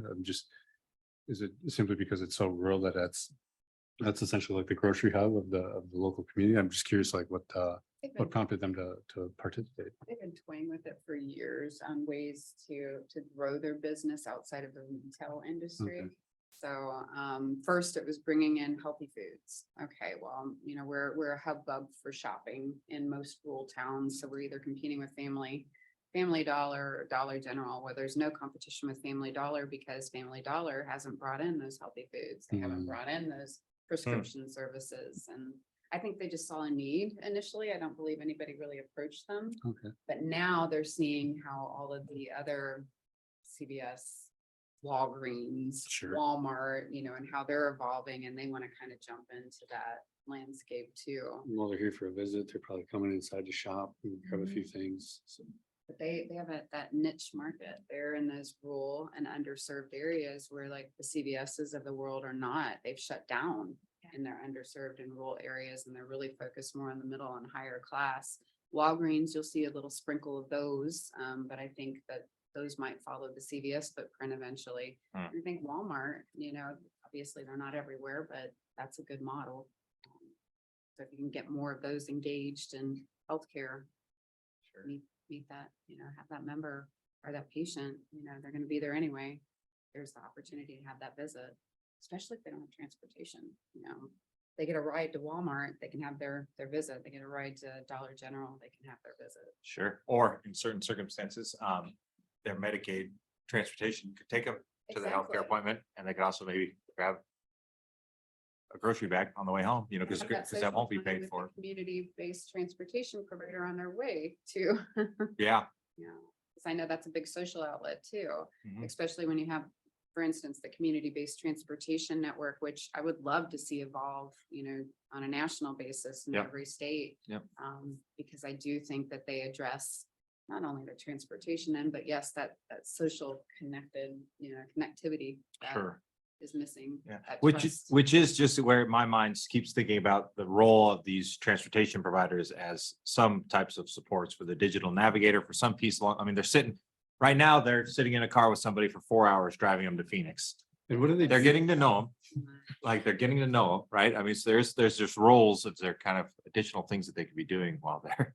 Yeah, that's- And do they typically stick around for that person to have the appointment? Like, so if I'm driving you 4 hours, I'm dropping you off, is somebody else, like, who's bringing them back? Does that driver usually stick around? I can Sure. Imagine they're gonna. No, it's a great question. So it's kind of a difference where there's a lot of the organizations that I work with that receive funding from the FTA, Federal Transit Association. These are a lot of nonprofits. This is a local senior center, local volunteer program, and they often do go and they do stay.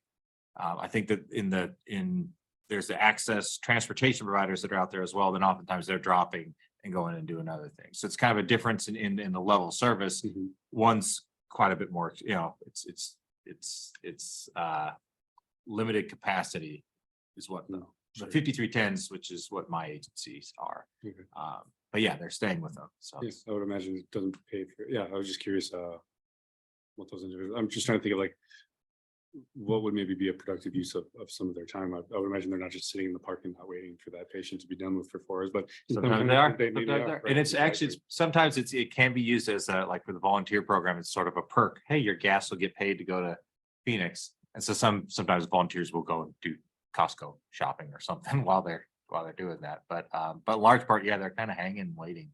I was just trying to think of like ways to leverage some of that time for those Yeah. drivers. Like when we're talking about like digital navigators and things, if there's ways we could harness some of that time that they're not, Exactly. I don't wanna say not being There's something there. developmental, There's a like- role there. right? Autonomous. Yeah, it's exactly. So what for it those is. that, It's exactly. for those that can actually, get in a car and get out of a car on their own, Mhm. is that a possibility? And again, should there really be that great need to travel that 3 or 4 hours with telemedicine and telehealth Yep. and all of the remote monitoring tools? Is there really a great need for them to travel in 3 or 4 hours? Because radiology should be brought to them also. Sure. But I know that that's growing. I mean, again, that's the whole purpose of what we're doing here is that right now it's not in full effect. And so we are traveling ridiculous distances. And so, yeah, that's just kind of where we're trying to figure out what's all already happening and developing and how we could support some of those things to reduce those trips. I mean, Now, even if it was one less trip a week But those, would make a huge impact on a provider. it was crazy, the individual that shared that 1 out of 5 doctor visits gets canceled, Yeah. 20%. Yeah. That's mind-boggling to me. Yeah. And what a disappointment, especially if somebody maybe is relying on that doctor visit to get a prescription refilled Sure. or renewed. Yeah, I don't know. It was, I had no idea. All right. I'm not really. in Well, that and that's space, the big that thing was kind of- that's, I think in the other room, on the communication platform piece is, hey, this appointment's canceled.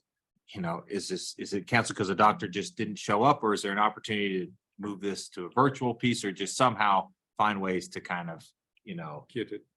tie the level of need of the appointment to the right channel of an appointment, right? And I think that's what ties into this as well, for how many appointments could just be accomplished, over Zoom, versus how many do you actually have to be there? Just find ways to kind of filter that through. And how can health plans be notified that a missed appointment or an appointment's canceled or whatever, so that because again, we have all these systems working and health plans have their case managers, they have their CHWs, the providers have their case managers, they have their CHWs. How can we all work a little smarter and more efficiently so that all of us we're not deploying things, we're not connected? So I see your platform as being that hubbub or the platform that is potentially being worked on and developed, being like a hubbub for that connectivity across the board. So it will be that full system of care for Yeah. all of those that are involved in care, right? I think that's what we were really excited with Vince and the Unite Us. I mean, again, these are all things we don't know. From my side of things, we had no idea what was all going on. And so just the fact that there are all these different moving pieces out there, how could we kind of look to fold or piggyback on some of them? Recognizing that there's a lot that's gonna be a heavy lift in it itself as it is. But if there's ways to, accomplish what we're also hoping to is a piece of that. So, I'd love to see how that evolves. yeah, but we do think that there's funding. I mean, we really do think that there's funding that people would want to see us start trying to, crack these challenges. I know that we, on the health plan side, we're definitely interested in anything that's going to drive improvement in that connectivity. So, Yeah. If there's opportunities to make an impact, Mhm. quality wise. Yep. Then, I'm not just speaking, I'm speaking for Humana, but I can tell you right now on the other health plans. Sure. side, All similar interest. Yeah. There's a lot of untapped opportunity. Yeah, yeah. No, I think so. I think, again, just from a transportation standpoint, other pieces of it is, a lot of times because it's a higher level of service, I think that some of these nonprofits are providing, that they're often not access funding for those trips. And so they're often taking somebody who probably should have that trip being paid for, but they're not going through the access channels to do it. So they're doing it without getting reimbursed. And so it's kind of this, so that's chipping away at their ability to take the next person, so anyway. So looking at the statewide community transportation network and knowing that, the individuals who are volunteers within that network don't have the capability to bill right now to these health plans or to the health plans. So the health plans can have an encounter so they can submit that to the state. Is there any third party that you all have looked at to potentially be that intermediary to account for those travel trips and then turn them into a claim or an encounter that could be submitted to the health plan. I honestly don't know. I don't know. Because that would be really great there. And then on the health plan side, really, reimbursing that third party or, using that collaboration being between the health plan and the third party would be really key. So then there wouldn't be the dollars that would fall on the community-based network to support that third party. Am I making sense? I'm speaking as my brain is kind of going, how does this look? Well, I mean, But- I think it's a fun, I guess I will just say in general, I think access Medicaid transportation isn't, I kind of deal with public transportation, so it's kind of trying to fill that gap. But the gaps are so huge right now that I think that it's, there's so much overlap there. But I do think that the transportation providers in the past have repeatedly just had a lot of headaches working with the access system. A lot of them just say it's not worth doing. So. I have a question, and this is, I'm, coming from a place of, I haven't had to book one of these, right? So how does the client book the transportation? A, and B, is that all in one big ticketing system? Because couldn't that create some kind of receipt that could be submitted? I mean, I'm thinking about like, you get an Uber receipt, right? Like anytime you go through whatever hub it is that you book, could that translate into what you would need as a? Billable No, service. there would still have to be a third party that would actually, or a department that would actually turn that into what we call a service code or a CPT code. It's like a ICD, not an ICD-10, a 5-digit code with maybe a modifier on it that would be submitted through the health plan system that's recognized by the state. The state creates it on their fee schedule so they could account for it, and they're reporting that goes to CMS. So, and then it also makes it reimbursable when they're doing like their annual MLR calculations and everything else. That particular service code is included in there. So I guess my question is though, is if they all went through a ticketing system, maybe that could be built into it. Yeah, I mean, it definitely could. I mean, it could. I'm just. They're not doing that right now. Right. It's not recognized as a billable service. It's Yeah. not, it's not right now. Right now, working with the community transportation network, again, as a health plan, we'd have to figure out, okay, how can we make sure, number one, we can reimburse for this, and how can we make it easy? Mhm. Versus if we could just get a third party, and to your point, if the receipt or something is, electronically submitted after a button's pushed, after they've completed a ride, Mhm. and a receipt automatically is generated and goes through the system to turn it into a claim. Sure. And there's certain providers that probably do have some of that tech that could enable that, but there's a lot of ones that don't. That A lot of ones are, okay, I just took that person and they check a box on their manual. Or even their phone. Yeah, but I think that's somewhere. An app on their phone they just access, which I think could be doable. Sure. Well, and I think it would be beneficial in a sense if it was a recognized billable service, because it would also probably cut down on the amount of cancellations, right? If somebody, if you're just like, if you cancel with less than 24 hours notice for your doctor's appointment, there's a good chance you're getting charged for that doctor visit, whether you show up or not, because it costs them and the physician the time to reserve for you and you didn't show up. I feel like a similar thing could maybe be put in place. I don't know, maybe not, maybe I'm wrong, but I feel like maybe that would cut down on some of those cancellations if if the bill is going to be generated for that trip, whether the appointment took place or not, the person still made use of that transit service, and it costs them the money to do that, so they get reimbursed for it. Sure. It might be an incentive to honor some of those appointments and cut down on the cancellations. Yeah. No, I think that there's a lot of areas to improvement on a lot of these different things. So I'm looking at like prospective type payment where you pay up front and then on the back end, retro on Yeah. the back end. I don't know. I think there's a lot of opportunity to, we know that NEMT is not working. Yeah. And I think, when you say access transportation, I know Access has their own for the fee for service or for a small portion of the population that Access manages, but then some of the health plans have their own vendors. So you have maybe 2 to 3 vendors that they're using for their transportation networks. And unfortunately, it's not working. Because what's happening now is that, I don't really need a map, but the vendors are from Phoenix that are driving up to here, picking somebody up to take them back to Phoenix, or taking them to Flagstaff. Like, I think it's a available supply issue on the transportation side, pretty severe. That a lot of them are coming out of the Phoenix area. which is, it's hard. I mean, I could see when they are gonna say they're on their way and then they never show up. You know, or like I met with some consumer stakeholders on the physically disabled side not too long ago, and they were telling me that it's like cherry picking. You know, if they know it's a physically disabled person, they're not gonna pick them up. You know, they're gonna have a hard time finding them, or they'll call like the NEMT provider directly and try to set something up, and it'll be, well, I want this driver that came out last week. Oh, that, you know, he's not available. Yeah. And I called that driver. One told me that she actually got the phone number for the driver. So she called him directly, said, I'm available. Ah, So wow. Wow. again, it's just a lot of opportunity for improvement. And I Sure. think there's a lot of promise in what you guys are trying to put together as far as the community base. So quickly on that, just I guess in terms of, you know, I deal with transportation, you know, 99%. Now I'm trying to get into healthcare a little bit just because it's what they need. And so anyway, but from this summit is kind of our excuse, right? To bring people together and have these conversations. We recognize that we do have kind of one more day that's sort of associated with this technical assistance grant. And so I just kind of tease for you guys, but there's something we're going to hope to ask the group is what would we as a group want to see for that third day? I think we had this vision of us kind of coming together, these, you know, neatly drawn out pilots.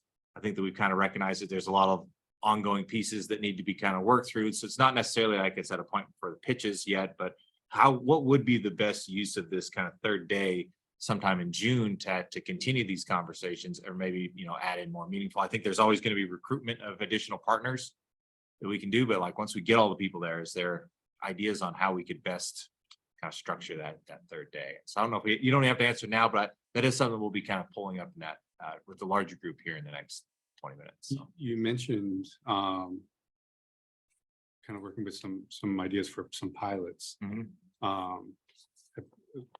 Did I miss it? Have those been Well, I think that's disseminated to the group? Because I think that would be beneficial if there are some things that are some initiatives that are being considered, sure. to share that so that people between now and then can think on it. And maybe they can have some things to contribute to that. I think that would be beneficial just for the. And I think that's what I was supposed to facilitate in this group was a pilot to come out of, but we just had so many different pieces, right? Of the, you know, we had the libraries doing what they're already doing. There's the options for the mobile clinics. There's the options for the digital navigators. And so it kind of did seem, I mean, there was sort of that no wrong door approach, but I don't know exactly what that looks like in terms of a pilot standpoint. And maybe should have spent that hour doing this, or diving in on that a little bit more, but It sounds to me like it has to be all of those things, Yeah. right? I Like think so. maybe the next step is creating that menu and creating those partnerships within whatever targeted areas you want to try it in. And you know, like for example, we can help convene the conversation with the library. Do you have what you need? No? Okay, well, we can help you get what you need. Then, you know, if it's a mobile part, then there's that part of it, you know, but like coming out of it with the thing that you could hand to someone I and think say s- like, these are the things that we Sure. coordinated. What access point do you need to get Right, to this? Because right. we kind of have, but right now we don't have half the access points. Well, right. Right. of So let's course, be working to yes. build up the access points and kind of. Is it flow charting it out? You know, you start with a flow chart and you kind of fill in the gaps, you know, and identify what those gaps are. And to your point, you know, I mean, like the regional navigators, I mean, the digital navigators, I see them fitting into they could even fit into the mobile telehealth services, you know, I mean, so,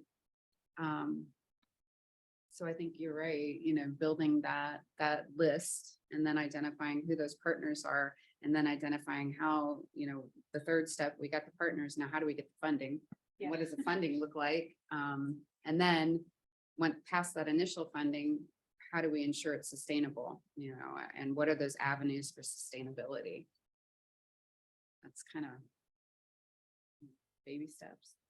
I think that's what you were saying, right? And I kind of do think through the conversation today, if it was organized a little bit differently, and I think I could spend some time doing it. I do think we covered a lot of that. Oh, I think it's yeah. just kind of We have to put it all Laying it together. out. put it all together, which I'll kind of attempt to do here next half hour at a very high level, and then you can kind of determine how, or if we do want to kind of work this through and try to build on this. And, you know, again, recognize that we have kind of another day as a part of this summit that we're trying to figure out how we best want to utilize. I, for one, think there could be opportunity to have similar kind of workshops type sessions here, although with what we've discussed today sort of mapped out a little bit more. Like there's opportunities. So On your jam board, I just want to make sure that both sets of digital navigators are represented. To the digital tech and the digital health. And also of the digital tech side of it, there are two already established groups in the state to lean on. I don't think it was that page. There was one that said something about ASU's digital navigators. I just wanted to make sure that. Both of sorry, those- things really hard to Yeah, maneuver around. I like the Oh, wait. traditional old fashioned way where you have. I the know. I tablets was and hoping for- sticking out. I was hoping for Yeah. a whiteboard. maybe it was, I would have a heck of a time with that. I don't know, I saw it, I thought I saw it, but maybe I'm also you making it did- up. you- It's the on top. Go up. Oh, yeah. So ASU has digital navigators and so does Connect Arizona through the state library. The difference between us is ours are how do I say this? ASUs are focused solely on ACP enrollment outside of their immediate community. And Connect Arizona helps with that plus Digital literacy. everything. Yeah, it's sort of more like walking into a library and asking a question as opposed to ACP only. Okay. if That makes sense. Okay.